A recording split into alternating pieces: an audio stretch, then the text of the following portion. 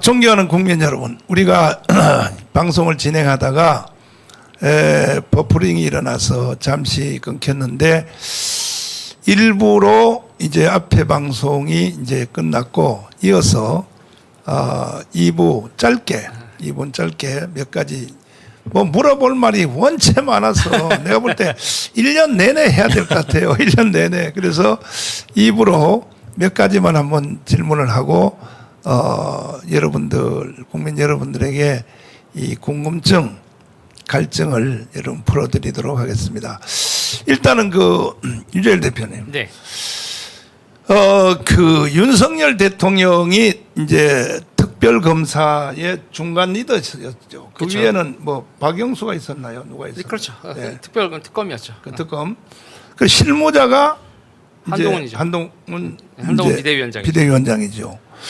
근데 아까 우리 그 광화문 영상을 보신 대로 네.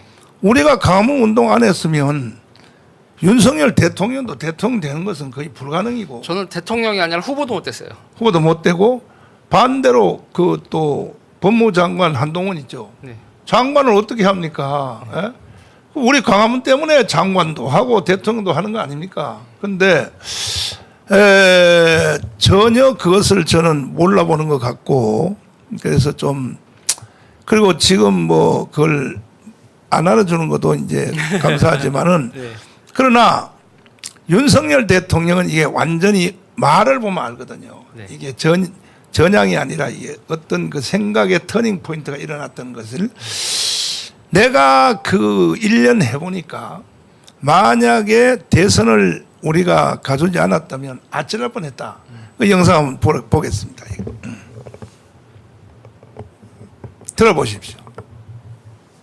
담당해 보니까 우리가 지난 대선 때 힘을 합쳐서 국정 운영권을 가져오지 않았더라면 이 나라가 어떻게 됐겠나 하는 정말 아찔한 생각이 많이 듭니다. 이 나라가 어떻게 됐겠나 하는 정말 아찔한 생각이 많이 듭니다. 이 나라가 어떻게 됐겠나 하는 네.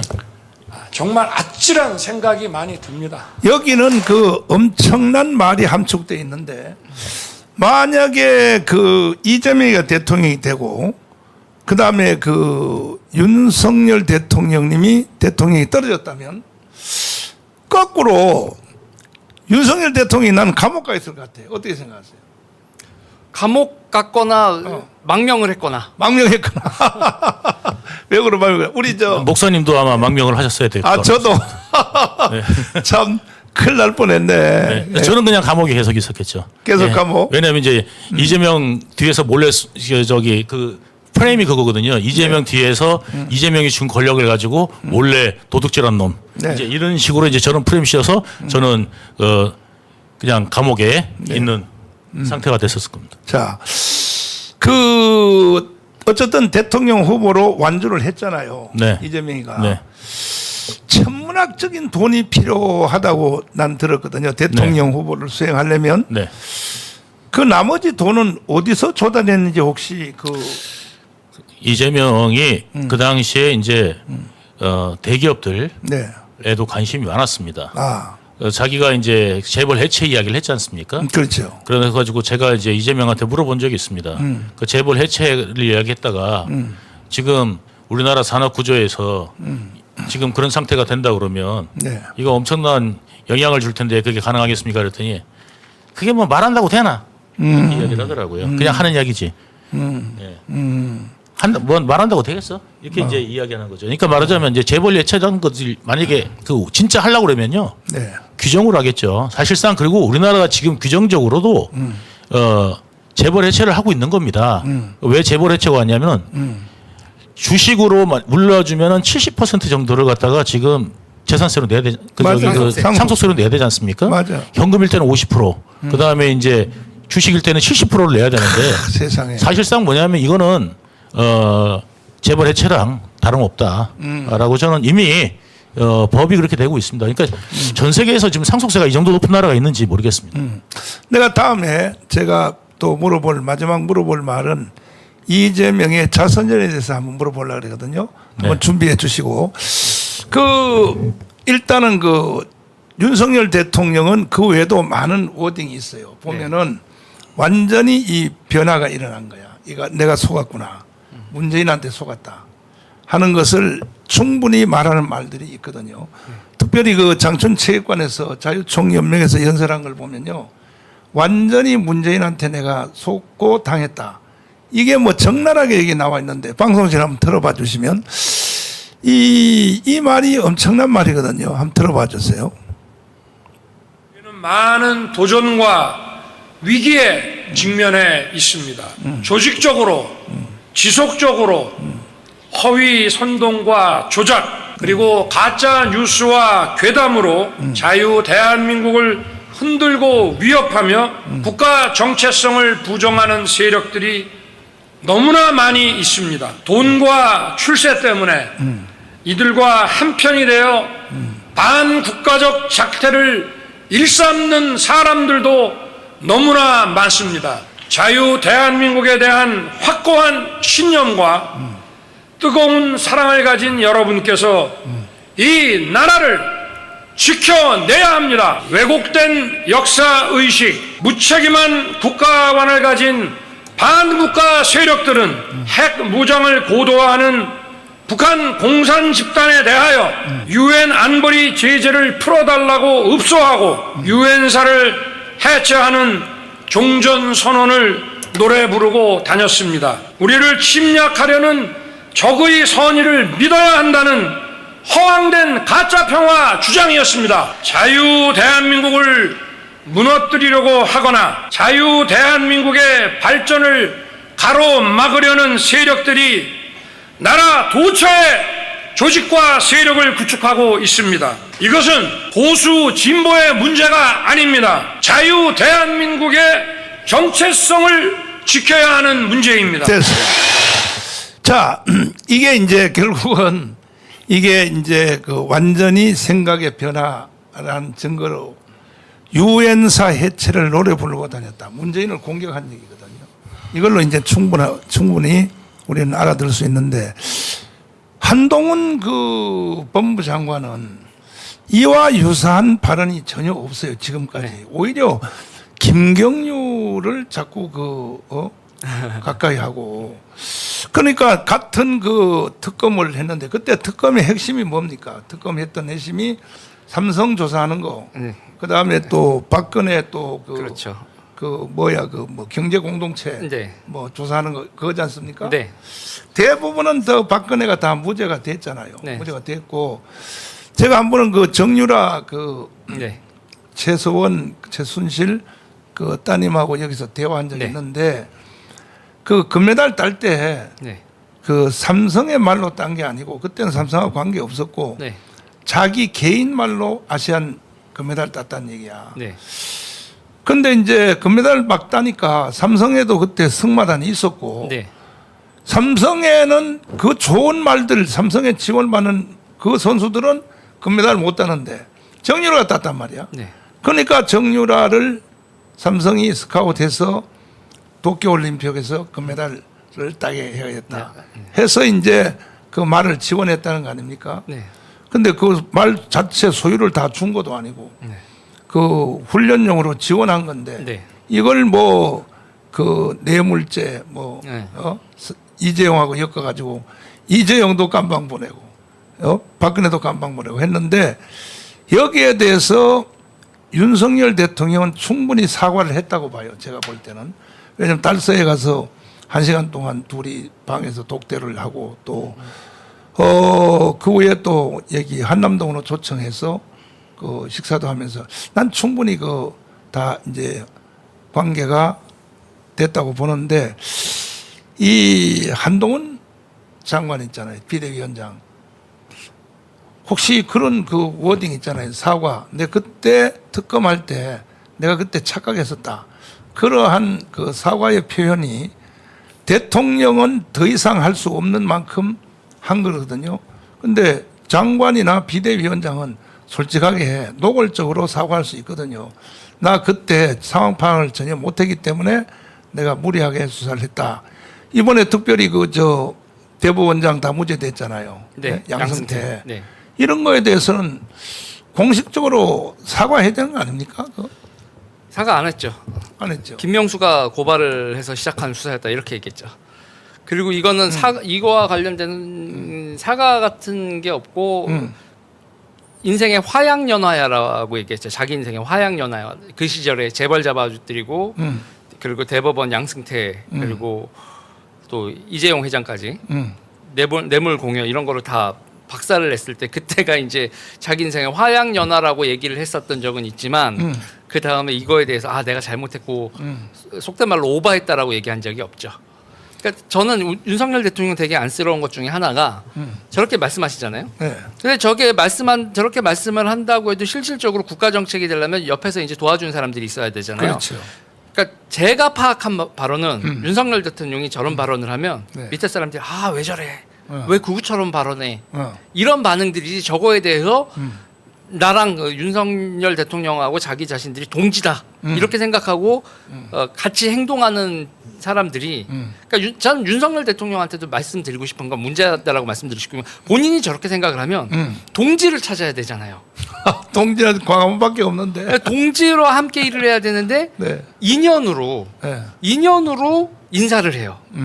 그러니까 한동훈 장관이라든지 뭐 이원석 총장이라든지 이런 사람들에 대해서도 정치적 식견을 같이 가는 거라고 야 우리가 이렇게 같이 맞춰가자 이게 아니라 형 동생으로 생각을 아 내가 이렇게 생각을 맡았으면 쟤들이 따라오겠지. 근데 정치 이념이라는 건 그렇게 윤석열 대통령이 바뀌었다고 밑에 사람들도 다 따라오는 거 아니거든요. 전혀 아니죠. 그러면은 어떻게 이게 그러니까 실무가 하나도 윤석열 대통령의 저런 국가관하고 맞춰서 돌아가고 있지가 않은 거예요. 자, 저는 이번에 이제 총선이 끝나면 네. 아마 폭풍이 일어날 가능성이 있지 않느냐 얘기는 하는데 네. 청와대에 있는 그 일반 비서 뭐 350명입니까? 그 정도 돼서 장차관해서 아마 이번에 총선이 끝나야 실제로 윤석열 대통령의 정치가 이제 대통령 당선된 것처럼 처음 시작이 되지 않겠나. 아, 난 이렇게 이제 생각을 하고 기대를 해보는데 충분히 그 장제원 날리고 권성동도 멀리 내치고 네. 또 김기원 있잖아요. 네. 김기현. 김기원 그거 날리고 하는 걸 보면 윤석열 대통령은 확실히 감을 잡은 것 같은데 이번에 총선을 위해서 일단 한동훈하고도 이게 봉합을 하는 네. 것 같지만은 네. 총선 막상 끝나면 네. 아마 인사의 폭풍이 일어나지 않겠나 이걸 기대 반 뭐 절반 이제 하고 있는데 그래서 참 아쉬운 것은 뭐냐면은 지금 그 공천하는 과정에도 한동훈 법무장관이 보면 난 좀 욕심 같지만은 지역구 후보는 당연히 자기들이 공천한 사람들 찍고 비례대표 정당 우리는 새로 만들 필요 없다. 오늘날을 이렇게 만들어준 광화문 정당한테 위임하겠다. 차라리 그렇게 정도로 좀 호탈하게 아니 하면은 이 광화문과 연대를 하면은 한동훈 장관도 유익이 될 것이고 근데 오히려 경계를 하고 사실 광화문 때문에 자기가 장관까지도 됐고 정부도 교체됐으면서 혜택은 혼자 다 받으면서도 이 광화문을 거리를 멀게 한단 말이에요. 그 실제 이유는 보니까 우리를 오해하는 것 같아요. 저는요 정치 안 하거든요. 전 만약에 내가 정치할 뜻이 있으면 그동안에 애국운동하면서 쓴 돈이 수천억인데 어느 당이든지 아마 심상정 당 있잖아요. 정의당에 내가 특별당비 50억만 갖다 내도 비례대표 공짜로 줄 거라 아마. 그렇죠. 근데 난 그런 거 안 한단 말이에요. 나는 그 목사로서 내 이 선지자의 직분을 절대 떠나지 않는데 만약에 이 광화문과 같이 했을 경우에는 주도권을 뺏기거나 아니면 그 굉장히 자기들 마음대로 하는데 방해가 된다 이렇게 생각하는 것 같아요. 그러니까 기본적으로 그분들이 조직이 없잖아요. 조직이 없고 당에 있어서 지금 경선에 있어서 그러니까 광화문 세력과 함께 한다고 했을 때 그분들이 경선을 어떻게 이길 수가 있어요. 그러면 국회의원 공천권이나 이런 것 자체도 자기들이 휘두를 수가 없으니까 조직이 취약하고 한 상태에서 당연히 경계할 수밖에 없어요. 그런데 이제 문제는 그러면 이제 이 화학적 융합, 네. 그러니까 민주노총이 만드는 정책들을 다 관철을 시킨단 말이에요. 네. 민주노총은. 그리고 이제 민주당 자체는 자기들이 헛개비, 그러니까 힘의 원천이 민주노총에 있고 그렇지. 자기들은 그냥 국회의원 딸고 출세했으면 그만. 니네들이 하자는 대로 할게 이게 돼요. 근데 지금 제가 이제 여기 정책위 의장을 이번에 그렇죠. 취임을 했지만, 네. 그러니까 우리가 원하는 걸 정책적 차원에서 얘기를 해야 돼요. 그러니까 우리가 이데올로기는 있는데 우리는 이런 입법을 해달라, 노선을 이렇게 가달라, 이런 식으로 그 제도권 정치와 제야 세력이 결합하는 메커니즘 자체가 없는 거예요. 그런 상태에서 대단히 경계하면서 우리를 이렇게 손을 뿌리치는 거죠. 그리고 이런 게 있어요. 쉽게 생각하면 한동훈 비대위원장한테 물어본 건 아니지만 정광훈 목사님하고 손을 잡으면 망한다 이렇게 생각을 하는 거예요. 참나 정말. 그런데 이제 되게 웃긴 건 네. 왼쪽은 손을 잡을 때 네. 이미지, 그러니까 이석기랑도 손을 잡으면서도 뒤로 손을 잡거든요.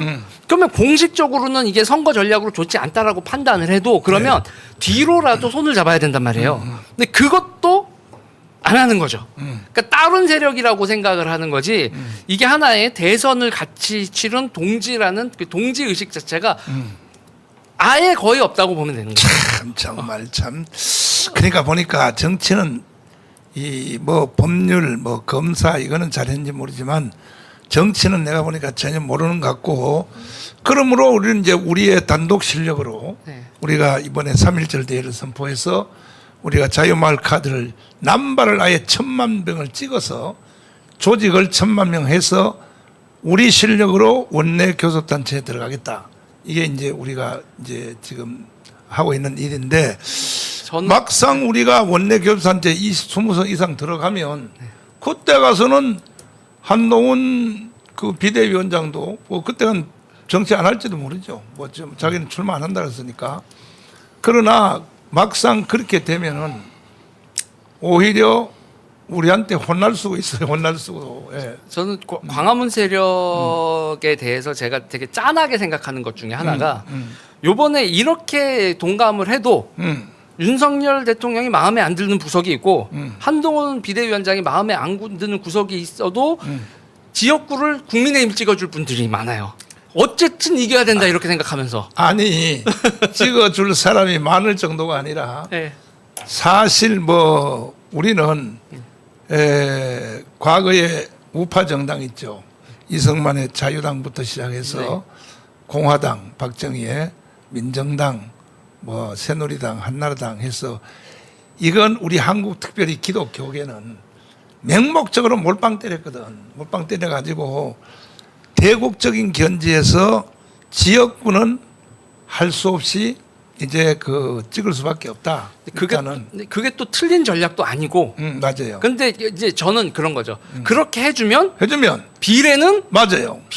우리가 이게 공짜가 아니야. 그렇지. 우리가 국민의힘을 지역구에서 찍어주는 거 공짜 아니고 비례는 우리를 찍어줘야 돼. 네.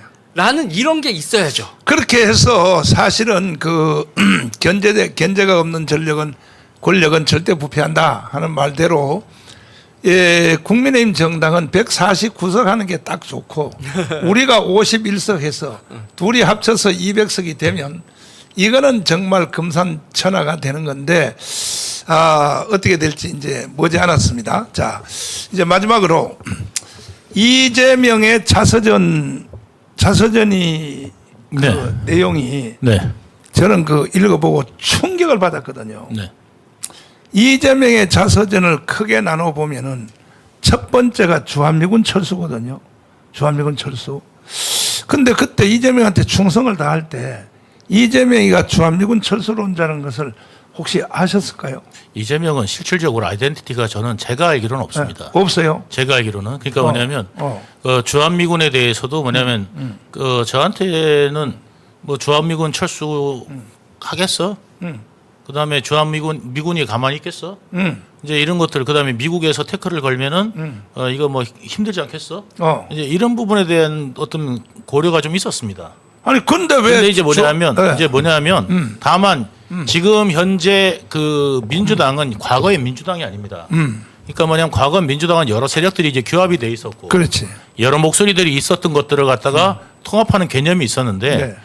그 어떻게 보면은 그 민족 계열이 있고 그 다음에 민주 계열이 있고 그러니까 말하자면 우리나라가 민주화되자 네. 아니면 우리나라가 이제 그 저기 자본주의를 갖다가 타파하고 이제 공산화되자 이런 뭐 세력도 있을 거고요. 약간 네. 사상에는 네. 예 그다음에 이제 민족주의적 개념의 어떤 그런 계열이 있고요. 이제 이런 여러 가지 계열을 갖다가 이제 통합을 하다 보니까 여러 목소리들을 갖다가 인정해 오면서 사실은 그 버티고 있었는데 네. 지금은 뭐냐면 딱 그냥 하나밖에 안 남은 겁니다. 이재명을 지키는 세력. 그다음에 이재명을 지키기 위해서는 지금 그 택한 세력이 뭐냐면 바로 주사파 세력입니다. 그래서 주사파 그다음에 이재명 변호사 이런 쪽에 그다음에 이재명 홍위 부대 이런 공천만 지금 하고 있다 보니까 지금 이제 민주당이 네. 예, 지금 이제 저 사태를 갖다가 그 손바닥을 한으로 갈려도 이제 국민들이 다 알게 된 거고요. 근데 그 근데 제가 이제 좀 주목할 것이 뭐냐면 우리가 이제 보면은 우파들이라고 하면은요. 우파 좌파 이렇게 나뉘는데 네. 이게 이제 쉽게 좀 말씀을 드리면 이렇게 비유할 수 있습니다. 그러니까 생산이 있으면 소비가 있지 않습니까? 목사님? 그렇지. 그러면 그 안에 뭐가 있어야 소비가 되겠습니까? 생산, 소비가 있으면 유통이 없으면 연결고리. 연결이 고리가 안 되지 않습니까? 그렇지. 이 연결고리를 우파가 잡았든 좌파가 잡았든 늘 좌파 쪽에다 주는 겁니다. 그러니까 유통을. 그러니까 소비를 갖다가 할 수 있는 사람들은 우파 쪽 사람들은 항상 좌파가 잡든 우파가 잡든 배고프고 그 다음에 저쪽은 누가 잡든 항상 배불러요. 왜? 유통시장을 갖고 있거든요. 유통해서 돈이 다 생기니까. 예. 그러니까 그 돈줄, 그 다음에 자금줄, 그 다음에 세금줄을 누가 다 잡고 있냐면 좌파 쪽이 있는데 왜 우파 쪽이 장악했는데도 불구하고 그럼 저쪽에 주느냐? 조용하거든요. 저쪽은 만약에 이제 우리 걸 이걸 뺏어가지고 간다고? 그러면 어떻게 되나 보자. 이런 어떤 이제 두려움이 있는데 우파 쪽 사람들은 되게 순해요. 우리 광화문 세력들도 예를 들어서 저쪽은 뭐 그냥 사생결단하고 그냥 뭐 너 죽고 나 죽고 하면서 아마 데모하고 난리치고 그 다음에 크레인 동원해가지고 고공회사 하고 난리가 나잖아요. 이제 그렇게 이제 하는 거를 여러 번 봤어요. 그리고 혹시- 그게 조직화돼 있고. 혹시 경기 동부연합이라고 들어봤어요? 네네 들어봤죠 당연히. 그건 실체가 뭐예요? 거기는 이제 이석기가 주축이 돼가지고 있는 단체가 그 당시에 이제 경기도 동부연합입니다. 근데 이재명이가 거기에 어떤 도움을 받았어요? 거기가 이제 이재명이 처음 시작할 때 그 김미라는 경기 동부연합 세력의 한 사람과 연합해가지고 정부를 설립했죠. 아. 그가 지방 정부를 그다음에 시장 당선될 때. 아. 그래서 인수위원회 때도 김미희하고 김미희가 인수위원장이었습니다. 그게 이제 첫 당선이에요. 예, 첫 단성입니다. 정치인으로서는? 예, 2010년. 그러니까 결국 그쪽으로 예속될 수밖에. 그때 이제 뭐냐면 그 뭐 이재명이 그때 예속으로 그친 게 아니라 지금 이재명으로 인해서 그렇게 된 게 아니라 실질적으로 뭐냐면 이 좌파 정권 특히 뭐냐면 문재인 정권 들어서면서 이 좌파들 실질적으로 NLPD 할 거 없이 그 계열들이 먹고 살 일들이 열린 겁니다. 그 곳간들이 예전에 이제 그 문재인 때 뼈저리게 느꼈던 게 문재인이 뼈저리게 느꼈던 게 뭐냐면 그 노무현 정권 때 사실상 노무현 정권이 진행하다 보니까 이게 좌파적 이런 상황으로는 도저히 안 돼요. 그래서 이제 뭐냐면 그 당시에 제주도에 해군기지 만들고 네. 그다음에 이라크 파병하고 맞아요. 이런 걸 하다 보니까 좌파 쪽에서 그걸 좌시를 안 한 겁니다. 어떻게 보면 노무현 탄핵이나 그다음에 노무현을 갖다가 괄세하고 무시하고 맞아요. 마지막에 10%도 안 되는 지지율을 보였던 것은 맞아요. 우파 쪽에서 그렇게 욕한 게 아니라 좌파 쪽에서 먼저 노무현을 버렸기 때문입니다. 맞아. 그래서 노무현이 그렇게 버림받고 난 다음에 이제 완전히 그냥 떨어졌을 때 그때 친노라고 하는 사람이 누가 있었습니까? 노무현 대통령이 실제로 이제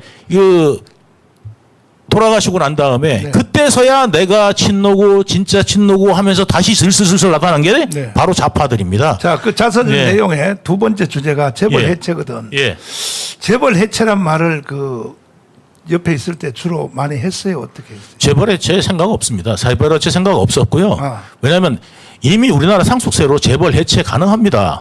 그리고 난 다음에 이제 세율이나 이런 부분에서만 하는데 이러니까 우리나라에서 기업을 유지하기 위해서 기업의 어떤 아이덴티티를 유지하기 위해서는 이게 뭐냐면 편법이 나올 수밖에 없는 구조가 돼 있는 겁니다. 미국으로 다 가버렸어요. 예, 그러니까 이제 대기업. 가든지 아니면 뭐 아이덴티티가 다 바뀌는 겁니다. 그렇지. 그러니까 우리나라가 지금 제일 옛날에 박정희 대통령 그다음에 이승만 대통령 때는 우리나라 미래를 그럼 어떻게 먹고 살 거야 이런 부분을 걱정하고 미래를 생각하고 준비를 했는데 그렇지. 그 시대는 이제 뭐냐면 에너지 시대였거든요. 그러니까 지하 자원이 이 강력하게 필요하던 시대였고 맞아요.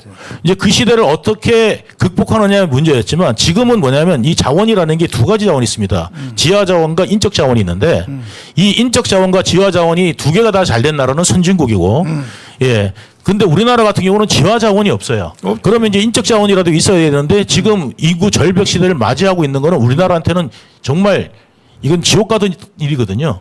그러면 우리나라 미래를 위해서는 이 인적 자원을 어떻게 가져갈 것인지 우리 나중에 이제 자식 세대들 대보면은요 우리 자식들 후세대만 하더라도요 아마 이거는 지옥이 될 겁니다. 군인도 없고 일할 사람도 없고 이렇게 되다 보면 어떤 기업이 우리나라에 남아나겠습니까? 그러니까 이런 어떤 이제 상황이 이제 맞이할 거를 생각해 가지고 인구 절벽 시대를 대비한 이 지금 인적 자원 시대를 갖다가 준비하는 지금 정치를 해야 되는데 옛날에 이제 자원 빈국일 때 자원을 어떻게 할 거야라는 거는 이승만 박정희 대통령이 했었습니다. 맞아요. 그러면 지금 대통령은 뭐 하냐면 인구 절벽 시대를 갖다가 막을 정책은 그러면 어떻게 할 거야? 이거에 대한 구체적 대안이 나오고 해야만 실질적으로 이제 우리나라 미래가 열릴 텐데 이 부분보다는 지금 어떻게 야당하고 여당하고 싸울지만 궁리하고 있는 정치인들밖에 없고 어떻게 권력을 잡고 그 권력을 갖다가 어떻게 내가 할 거고 이거 누릴 거고 이 누리기 위한 정치만을 하기 때문에 지금 현재 이런 상황이 벌어지고 있다. 자, 봅니다. 마지막으로 이제 세 번째 주제가 네. 뭐냐면은 연방제 통일이거든요. 네네. 그 말을 옆에서 혹시 자주 했었어요? 제가 아까도 말씀드렸습니다만 이재명은 통일에 대한 개념이 없습니다. 아예. 저는 통일이라는 말을 한 번도 들은 적이 없습니다. 아니 근데 자서전을 왜 이렇게 써요? 예, 그러니까 그냥 누가 써줘가지고 작가가 써줘서 했겠죠. 그러니까 세상에. 본인이 썼겠습니까? 그러니까 아. 저는 통일이란 말을 이재명 옆에서 들은 적이 없습니다. 제가 이재명하고 그렇게 말 많이 치고 제가 통일 이야기를 많이 했거든요. 네. 오히려 왜냐하면 이 통일 관련돼 가지고 제가 이재명한테도 이야기를 많이 했었습니다. 아. 실질적으로 통일하기 위해서 독일 통일 사례를 들었잖아요. 통일은 두 가지 방법이 있습니다. 적화 통일 아니면 평화 통일인데 그렇지. 평화 통일을 하려면은 뭐냐면 남북이 서로 이제 화합해가지고 통일하는 게 평화 통일인 거고 둘 중에 하나가 이제 군사 무력화해가지고 통일하는 게 있는데 그렇지. 우리 남한이 북한을 쳐들어가가지고 먹을 게 아무것도 없어요. 통일, 그러니까 예를 들어서 적화를 하기 위해서는 적화를 할 이유가 명분이 있어야 되는데 네. 우리는 지금 북한을 쳐들어가도 아무 이유가 없어요. 평화 통일을 한다 하더라도 돈이 없어서 못 하는데 적화를 무슨 수로 하겠습니까? 그렇기 때문에 적화 통일할 이유가 없어요. 남한은 절대. 그러면 그것들 김정은이 모르느냐? 정말 잘 알고 있습니다. 그럼 김정은이 우리나라를 위협을 여길까요? 아닙니다. 오히려 중국이 북한을 흡수할 생각을 갖고 있기 때문에 오히려 김정은으로 봤을 때는 중국이 더 위협이 된다고 볼 수 있거든요. 맞죠. 그럼에도 불구하고 지금 저희한테 자꾸 이러는 이유는 뭐냐면 자기들 체제 유지를 위해서만 지금 김정은이 몰두하는 거지 그 외에 다른 이유가 아무것도 없습니다. 그래서 네.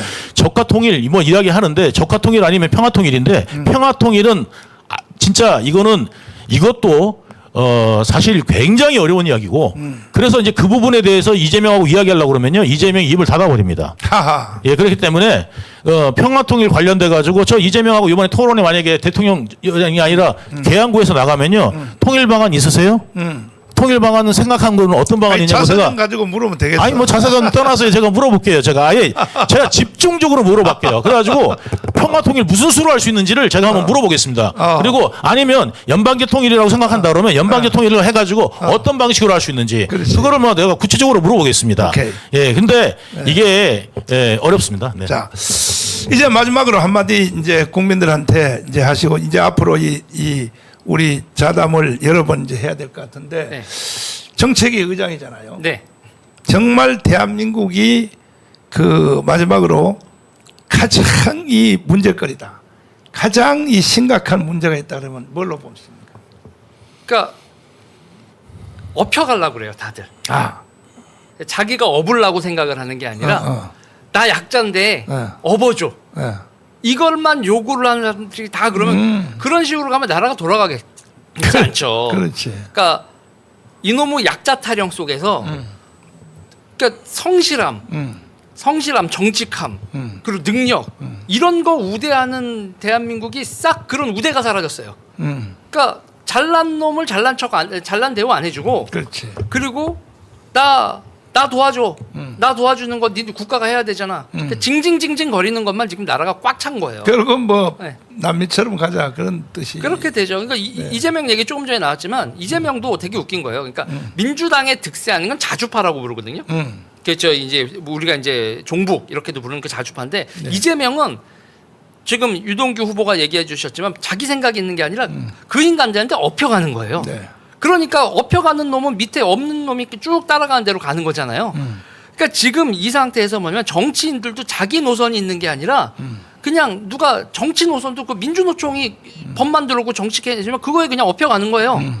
그러니까 지금 왼쪽은 자주파한테 업혀가는데 이 자주파 놈들은 이 대한민국을 뜯어먹고 살려고 하는 놈들이고 나라 세금 늘려서 그 세금 뜯어가지고 지들 새끼들 유학 보내. 그것도 유학도 미국 유학을 보내. 맞아요. 또 미국으로 웃긴 보내요. 놈들이죠, 그거. 맞아요. 이게 나라의 문제다. 자, 국민 여러분, 이제 시간 때문에 여기서 1차 이제 우리 자담회를 마치려고 하는데, 결국은 대한민국은 어느 한 부분을 수리해서 사용할 수 있는 이 정도가 아니고, 새로 집을 지어야 될 이런 단계까지 왔습니다. 그래서 우리는 3.1절 날 우리가 1,000만이 모여서